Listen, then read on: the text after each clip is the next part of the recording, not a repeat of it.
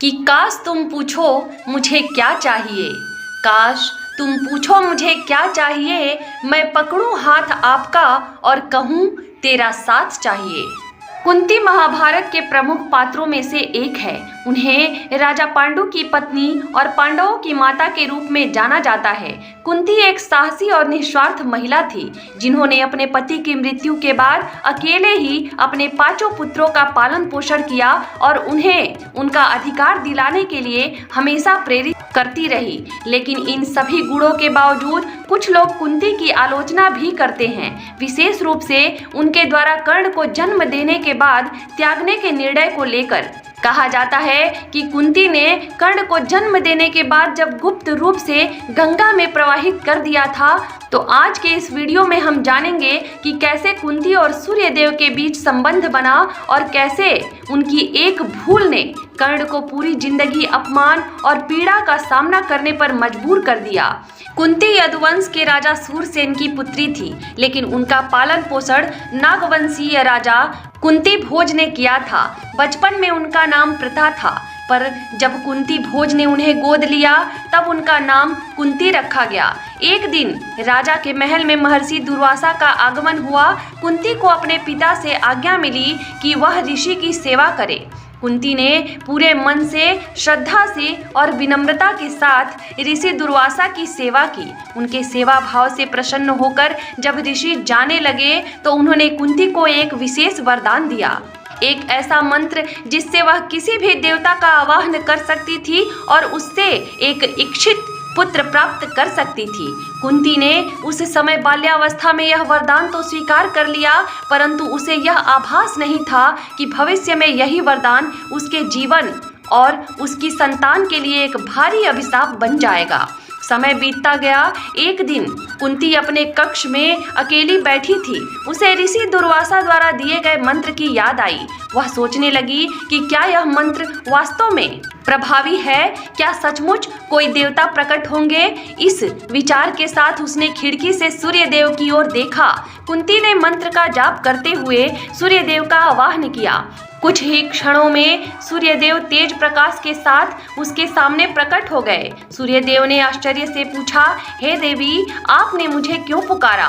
कुंती सकपका गई। उसने विनम्रता से कहा, हे प्रभु, मैंने आपको किसी स्वार्थवश नहीं बुलाया। मैं तो केवल यह देखना चाहती थी कि ऋषि दुर्वासा का दिया मंत्र वास्तव में प्रभावी है या नहीं। अब आप कृपया वापस लौट जाएं। लेकिन भाग्य को कुछ और ही मंजूर था। सूर्यदेव कुंती के सामने प्रकट होकर बोले, हे कुंती, जब तुमने हमारा आवाहन किया है तो अब हमें तुम्हें वही वरदान देना होगा जिसकी भावना से यह आवाहन हुआ है। हम बिना तुम्हें अपना अंश दिए लौट नहीं सकते। यह सुनकर कुंती अत्यंत भयभीत हो गई। वह तुरंत अपने कक्ष का द्वार बंद कर सूर्यदेव से विनती करने लगी, हे देव, मैंने अनजाने में आपको स्मरण किया। यह एक भूल थी। कृपया मुझे क्षमा करें और अपने लोक को लौट जाएं। पर सूर्यदेव शांत स्वर में बोले, कुंती, भय मत करो। जब तुमने हमें पुकारा है तो हमें तुम्हें अपना तेज प्रदान करना ही होगा। कुंती चिंता और पश्चाताप से भर उठी। वह बार बार सूर्यदेव से अनुरोध करती रही, हे प्रभु, कृपा कर मुझे क्षमा करें।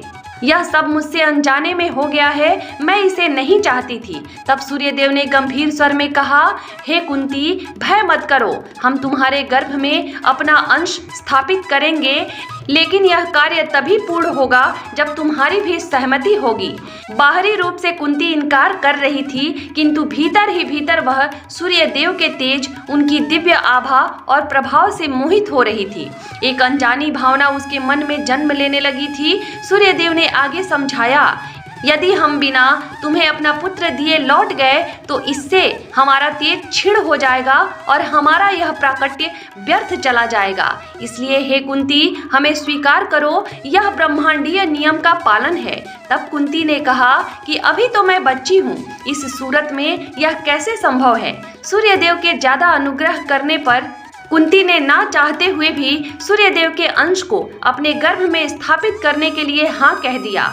तब सूर्यदेव ने कुंती की नाभि को छू लिया, जिससे वह तुरंत ही राजस्वला हो गई। इसके बाद सूर्यदेव ने नाभि से कुंती के गर्भ में प्रवेश किया।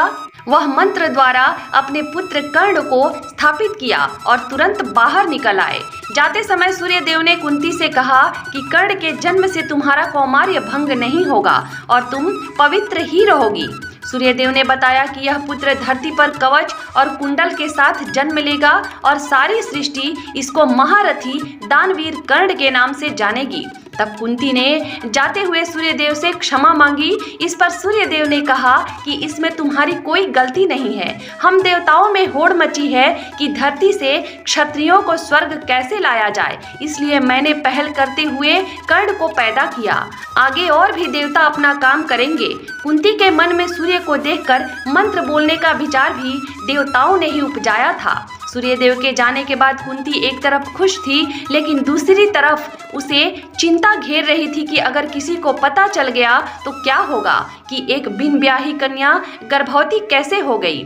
ऐसे ही बातों में समय बीतता गया और वह दिन आ गया जिनका कुंती को इंतजार था। दुनिया से अपने गर्भवती होने का रहस्य छुपाते हुए कुंती ऋषि दुर्वासा के आश्रम में चली गई। वहीं आश्रम के शांत वातावरण में कर्ण का जन्म हुआ। जैसे ही वह बालक जन्मा, उसके मुख पर सूर्य के समान तेज था और उसके कानों में कुंडल व शरीर पर जन्मजात कवच था। उस दिव्य बालक को देखकर आश्रम के सभी लोग मंत्रमुग्ध हो गए, लेकिन कुंती का हृदय असमंजस और पीड़ा से भरा था। वह समझ नहीं पा रही थी कि समाज के डर और अपनी मर्यादा के बीच किसे चुने। अंततः उसने भारी मन से एक कठोर निर्णय लिया। अपने नवजात शिशु को एक सुंदर पालने में रखकर गंगा की धारा में प्रवाहित कर दिया। सूर्यदेव के आशीर्वाद से उस बालक को कोई हानि नहीं पहुंची।